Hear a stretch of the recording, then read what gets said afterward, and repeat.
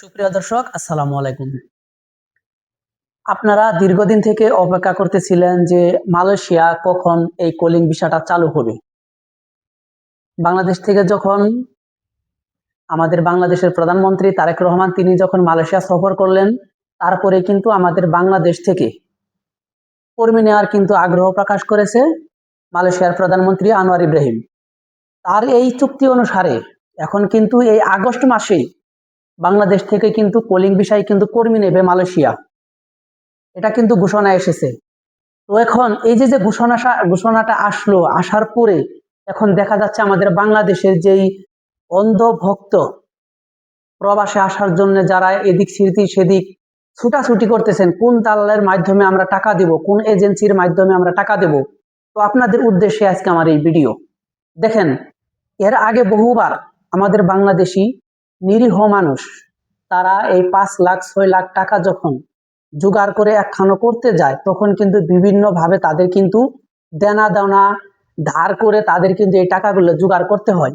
তো এই বিষয়গুলো আপনারা মাথায় রাখবেন, যাতে করে আপনারা এই এত কষ্ট করে টাকাগুলো জোগাড় করার পরে আপনার টাকা যেন কেউ মেরে খেতে না পারে, টাকাটা যেন অন্যজনের হক না হয়। আপনি যেন এই টাকাটা ভালো একটা এজেন্সির মাধ্যমে দিয়ে যেন আপনারা এই মালয়েশিয়ায় ভালোভাবে আসতে পারেন। তো তাহলে আপনাদের কি করতে হবে? সর্বপ্রথম আপনাদের যেটা করতে হবে সেটা আপনাদের দেখতে হবে যে আপনি যেই এজেন্সির কাছে আপনার পাসপোর্ট বই জমা দিতেছেন, পাসপোর্ট বই জমা দেওয়ার পরে আপনি দেখবেন যে সেই এজেন্সি সরকারের কোনো লাইসেন্স আছে কিনা, তার লাইসেন্সটা বাতিল হয়েছে কিনা। আপনারা ইতিমধ্যে জানেন, আমি এর আগে একটা ভিডিও করেছি, সেই ভিডিওটিতে জানিয়ে দিয়েছি যে ইতিপূর্বে যে আওয়ামী লীগের আন্ডারে যেই এজেন্সিগুলো ছিল, আপনারা জানেন আওয়ামী লীগের বিভিন্ন মন্ত্রী এমপিদের কিন্তু বিভিন্ন এজেন্সি ছিল। এই এজেন্সির মাধ্যমে এখন যদি আপনারা টাকা দেন, তাহলে কিন্তু আপনাদের টাকা কিন্তু তারা খেয়ে ফেলবে, তারা কিন্তু আপনাকে মালয়েশিয়াতে কিন্তু পাঠাতে পারবে না। তাই আপনাদের কাছে আমার একটা অনুরোধ থাকবে, যদি আপনারা মালয়েশিয়ায় আসতে চান, অবশ্যই এইগুলো আপনারা যাচাই বাছাই করে তারপরে আসবেন। কারণ ইতিমধ্যে সরকার ঘোষণা দিয়েছে যে আওয়ামী লীগের আন্ডারে যে 49টি এজেন্সি ছিল, সেই এজেন্সিগুলার কিন্তু লাইসেন্স বাতিল করে দিয়েছে। আপনারা জানেন, ইতিমধ্যে এই নিউজগুলা কিন্তু ছড়িয়ে পড়েছে বাংলাদেশে। তো আপনারা যদিও অনেক লোক এখনো পর্যন্ত এই নিউজটি আপনারা পাননি, তো আজকে এই ভিডিওটির মাধ্যমে আপনাদের কাছে আমার একটাই বার্তা থাকবে, আওয়ামী লীগের আন্ডারে যে এজেন্সিগুলা ছিল তাদের মাধ্যমে যদি আপনারা টাকা পয়সা জমা দেন, তাহলে কিন্তু আপনারা পুরো টাকাই কিন্তু তারা কিন্তু আত্মসাৎ করবে, আপনাকে কিন্তু কখনোই মালয়েশিয়াতে পাঠাতে পারবে না। তো এই বিষয়গুলো আপনারা সবসময় খেয়াল রাখবেন, কারণ আমাদের বাংলাদেশি সবাই নিজের টাকা দিয়ে কেউ বিদেশে বহির্গমন করতে পারে না।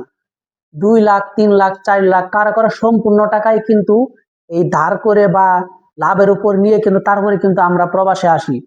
তাই আমাদের টাকা যেন কোনোভাবে প্রতারণার মাধ্যমে যেন আমাদের টাকা যেন কেউ নিতে না পারে, এগুলো আমরা সবাই বিবেচনা করে তারপরে আমরা দেখে শুনে ভালো করে ভালো একটা রিক্রুটিং এজেন্সির মাধ্যমে কিন্তু আমাদের টাকাগুলা দিব।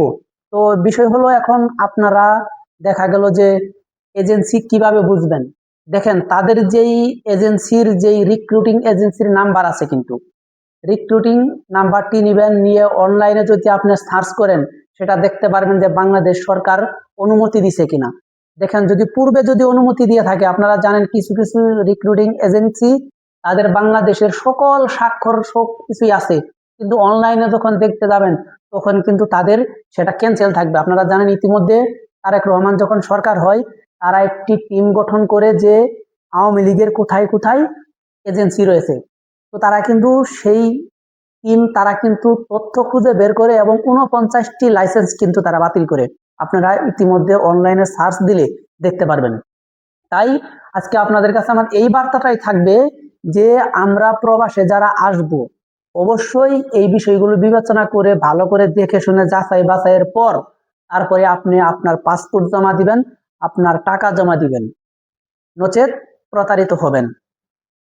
তো আমরা যারা মালয়েশিয়াতে আসব, অবশ্যই এখন কিন্তু এই যে 3টি খাতে শ্রমিক নেবে, প্রথম পর্যায়ে আমরা যতটুকু জেনেছি, প্রথম পর্যায়ে কিন্তু এই বিল্ডিং কনস্ট্রাকশন কাজে কিন্তু মালয়েশিয়ার সরকার শ্রমিক নিতে আগ্রহী জানিয়েছেন। 3টি খাতে তারা শ্রমিক নেবে, কিন্তু প্রথম পর্যায়ে আগস্ট মাসে তারা বিল্ডিং কনস্ট্রাকশন কাজে লোক নিতে আগ্রহ জানিয়েছেন।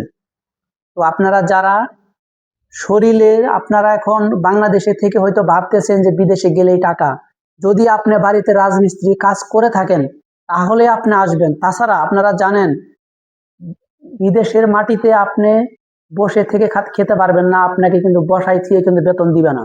তো রাজমিস্ত্রির কাজ অনেক কষ্টের কাজ।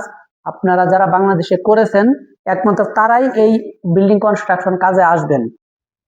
তো আপনাদের যদি এই ভিডিওটি আমার ভালো লেগে থাকে আপনাদের কাছে, অবশ্যই চ্যানেলটি সাবস্ক্রাইব করবেন, শেয়ার করবেন, পাশে থাকবেন।